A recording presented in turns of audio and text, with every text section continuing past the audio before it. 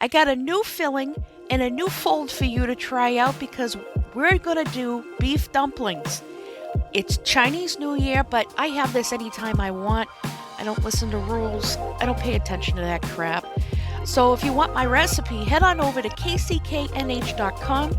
Find me on Facebook, Instagram, and YouTube, and be sure to like, subscribe, and share. Now, in this video, you are going to see that I'm working with two different mixes.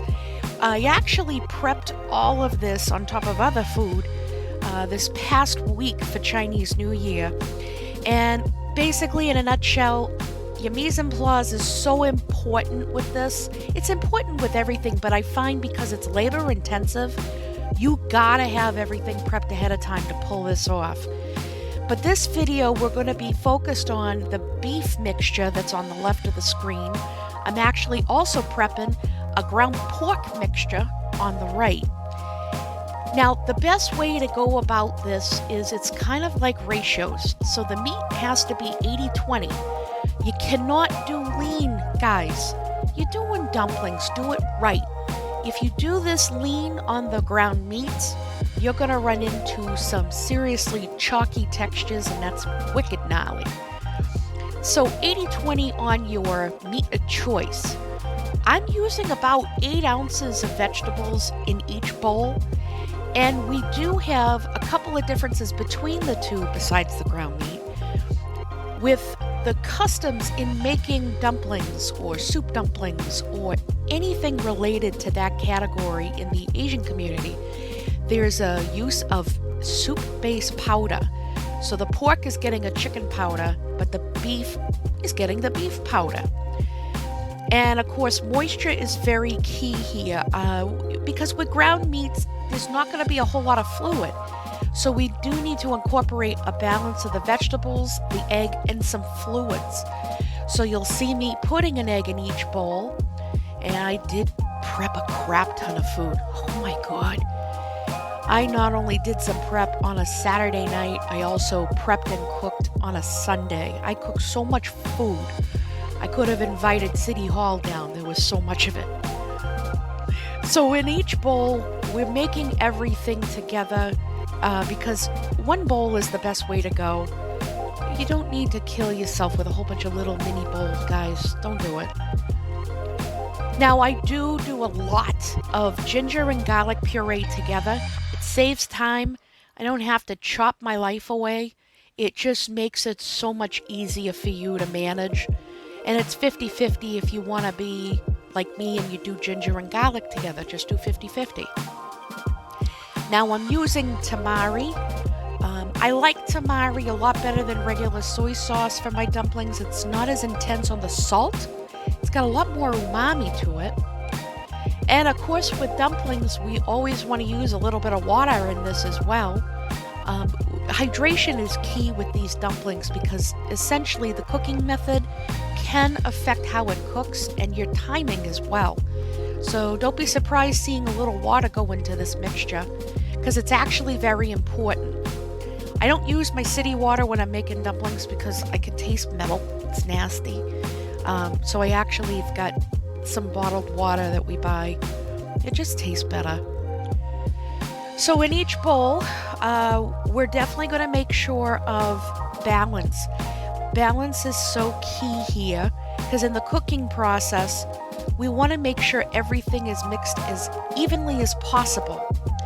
Now with dumpling mixture, you have to mix in a circular motion, and there is a method to the madness on why. Preliminarily speaking, we want to mash everything in our hands, have some fun squishing it. This is just to get a head start mixing everything together. And then we're going to aggressively mix this in one direction. Scrape your bowl, get in there, and get rough with it when you're mixing. We're developing a myosin. This is going to help bind the meat so much better, and it gets a better mouthfeel for the cooked dumpling. And this is extremely important, guys. So take out your frustration. It's stress management. It's a beautiful thing. But you don't have like all day that you have to do this. It only takes about 5 to 6 minutes.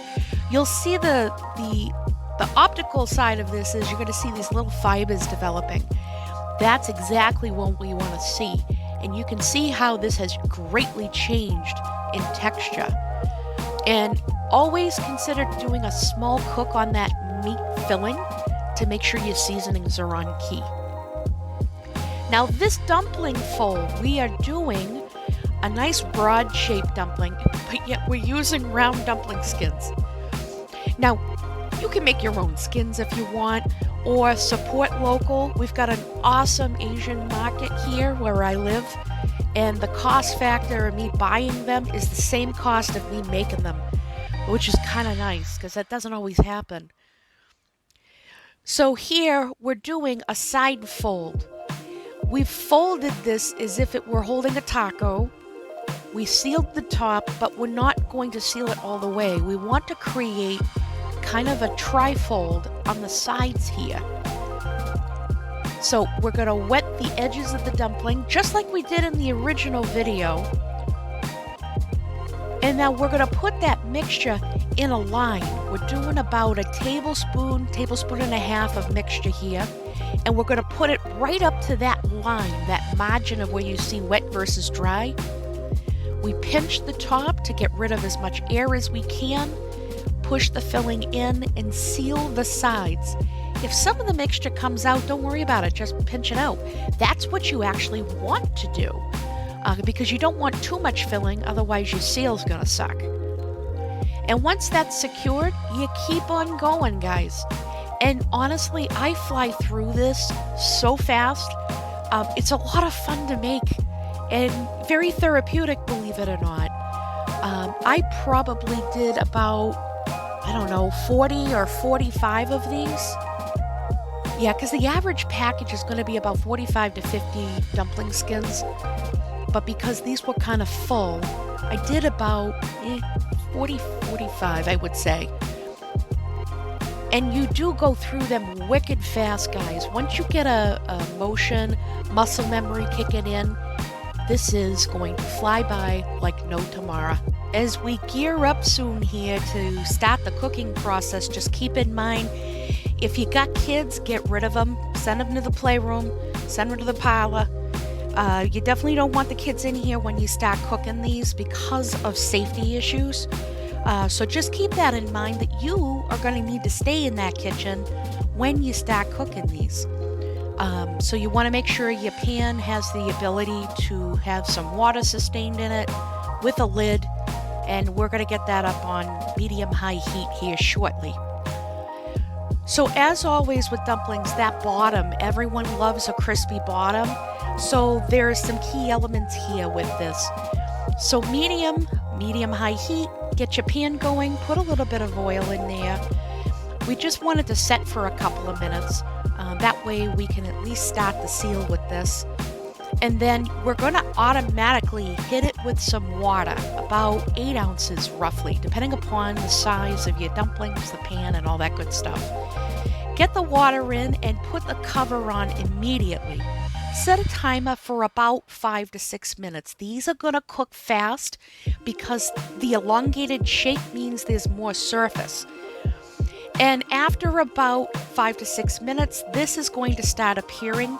That'll eventually evaporate, and it's going to start cooking the bottoms for you. So let's take a look and see how they came out, guys. Now, right away, aren't these gorgeous? Holy shit, these were so good. I did a tamari sauce with a chili oil mixture, just kept it simple with some greenage as garnish. And these did not last to see the next day, guys. So please head on over to my website, give this recipe a try, and as always, thanks for watching and happy cooking.